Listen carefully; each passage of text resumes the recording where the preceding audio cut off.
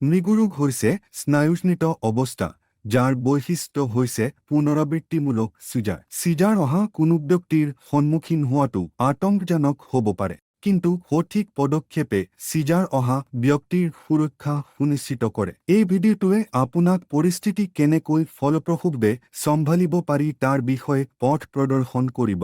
ৰোগীয়ে দেহত হঠাতে আৰু বাৰে বাৰে অনিয়ন্ত্ৰিত জোকাৰণি অনুভৱ কৰা অৱস্থাকে মৃগৰোগ বুলি কোৱা হয়। মগজুত হোৱা বৈদ্যুতিক বিঘিনিৰ বাবে এনে হয়। ৰোগীজনক আঘাতৰ পৰা ৰক্ষা কৰাটো আপোনাৰ প্ৰধান কৰ্তব্য। ৰোগীজন যদি থিয় হৈ আছে নতুবা বহি আছে, তেওঁক ধীৰে ধীৰে মজিয়ালৈ নমাই আনক। চিজাৰ অহা সময়ত ৰোগীজনে আঘাতপ্ৰাপ্ত হ'ব পৰা যিকোনো কঠিন আৰু জোঙা বস্তু তেওঁৰ কাষৰ পৰা আঁতৰাই ৰাখক। মজিয়াত পৰি খুন্দা খোৱাৰ পৰা ৰক্ষা পাবলৈ গাড়ী বা ভাঁজ কৰা জেকেটৰ দৰে কোমল আৰু সমান বস্তু ৰোগীজনৰ মূৰৰ তলত ৰাখক। চিজাৰ বাঢ়ি যোৱাৰ লগে লগে যদি সম্ভৱ হয় ব্যক্তিজনক লাহে লাহে তলমূৰ কৰাই দিব লাগে। এনে কৰিলে তেওঁলোকৰ বায়ুপথ মুক্ত হৈ পৰে, ফলত বমি বা লেলাউটি সহজে ওলাই যায়। চিজাৰৰ সময় নিৰ্ধাৰণ কৰাটো গুৰুত্বপূৰ্ণ। চিজাৰ কেতিয়া আৰম্ভ হয় আৰু কিমান সময়লৈকে থাকে সেয়া লক্ষ্য কৰক। এই তথ্য চিকিৎসকৰ বাবে অতি গুৰুত্বপূৰ্ণ। চিজাৰৰ সময়ত কিছুমান বিশেষ কাম কৰা উচিত নহয়। ব্যক্তিজনৰ মুখত কোনো বস্তু নভৰাব।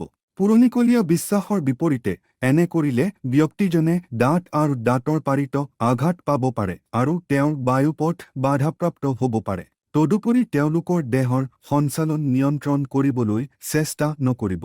চিজাৰ স্বাভাৱিক গতিত আহিবলৈ দিয়ক, কিন্তু তেওঁলোকক বিপদমুক্ত কৰিবলৈ চেষ্টা কৰক। ব্যক্তিজন সম্পূৰ্ণ সুস্থ নোহোৱালৈকে কোনো ধৰণৰ খাদ্য-পানীয়ৰ ব্যৱস্থা নকৰিব। চিজাৰ বন্ধ নোহোৱালৈকে আৰু তেওঁলোকে সম্পূৰ্ণ চেতনা ঘূৰাই পোৱালৈকে ব্যক্তিজনৰ লগত থাকক। চিজাৰ অহাৰ পাছত ব্যক্তিজন বিভ্ৰান্ত হ'ব পাৰে নতুবা তেওঁৰ টোপনি আহিব পাৰে। শান্তভাৱে কথা কওক আৰু তেওঁলোকক আশ্বস্ত কৰক। জৰুৰীকালীন চিকিৎসাৰ সহায়ৰ বাবে কেতিয়া ফোন কৰিব লাগে সেইটো জনাটো অতি প্ৰয়োজনীয়।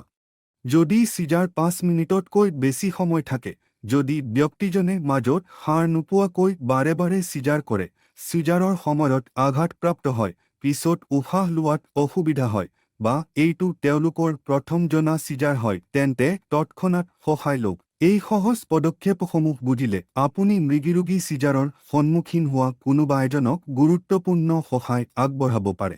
অৱগত থাকক আৰু মনত ৰাখিব, আপোনাৰ শান্ত আৰু অৱগত কাৰ্যৰ প্ৰকৃততে পৰিৱৰ্তন আনিব পাৰে।